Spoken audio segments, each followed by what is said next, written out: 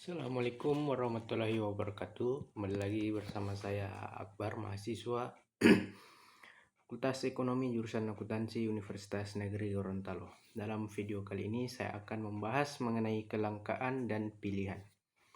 Nah, yang pertama, barang ekonomi adalah suatu barang dan jasa yang untuk dipergunakan atau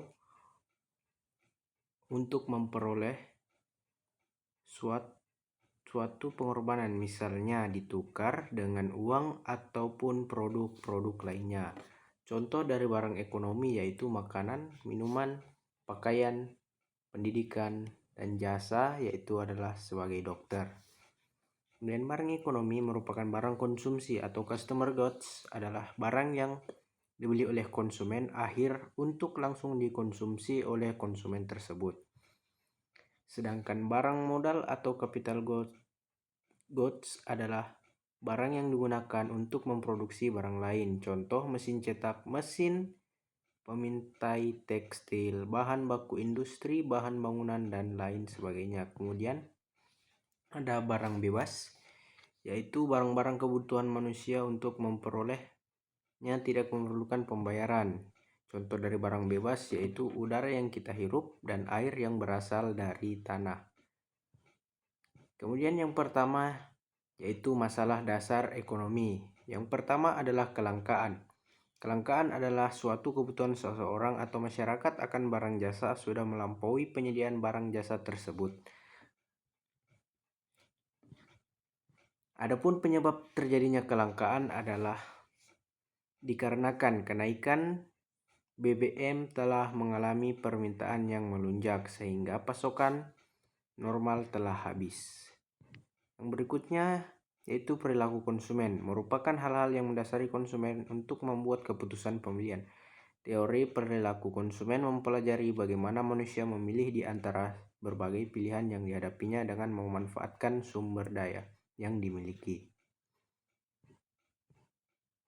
Prinsip dalam analisis perilaku konsumen adalah sebagai berikut. Yang pertama, kelangkaan dan terbatasnya pendapatan. Yang kedua, konsumen mampu membandingkan biaya dengan manfaat. Yang ketiga, tidak selamanya konsumen dapat memperoleh manfaat dengan tepat. Yang keempat, setiap barang dapat didistribusi dengan barang lainnya. Kemudian yang terakhir, konsumen tunduk kepada hukum, berkurangnya tambahan kepuasan atau the law of diminishing marginal utility. Kemudian tujuan aktivitas konsumsi adalah untuk memaksimalkan kepuasan dari mengonsumsi sekumpulan barang atau jasa yang disebut consumption bundle dengan memanfaatkan seluruh anggaran atau pendapatan yang dimiliki oleh konsumen tersebut. Selanjutnya yang ketiga yaitu konsep masalah dalam perilaku konsumen Islami. Masalah merupakan tujuan hukum syara yang paling utama. Sifat-sifat maslahah adalah sebagai berikut.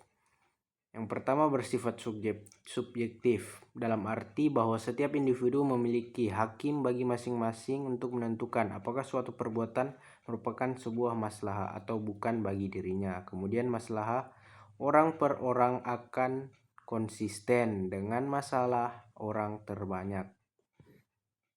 Dan yang ketiga, konsep maslahah mendasari semua aktivitas ekonomi dalam masyarakat, baik itu produksi, konsumsi, maupun dalam pertukaran distribusi.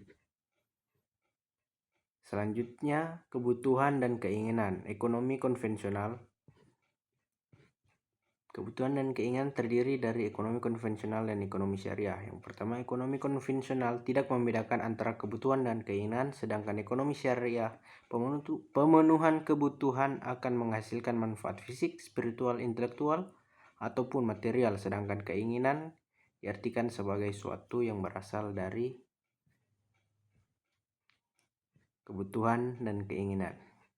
Kemudian sumber daya ekonomi, yaitu adanya revitalisasi kelangkaan barang, bukan berarti sumber-sumber ekonomi yang ada tidak mampu memenuhi kebutuhan manusia saat ini ataupun generasi berikutnya. Saat Marathon tahun 2004. Itu tadi materi dari saya mengenai kelangkaan dan ekonomi. Terima kasih. Assalamualaikum warahmatullahi wabarakatuh.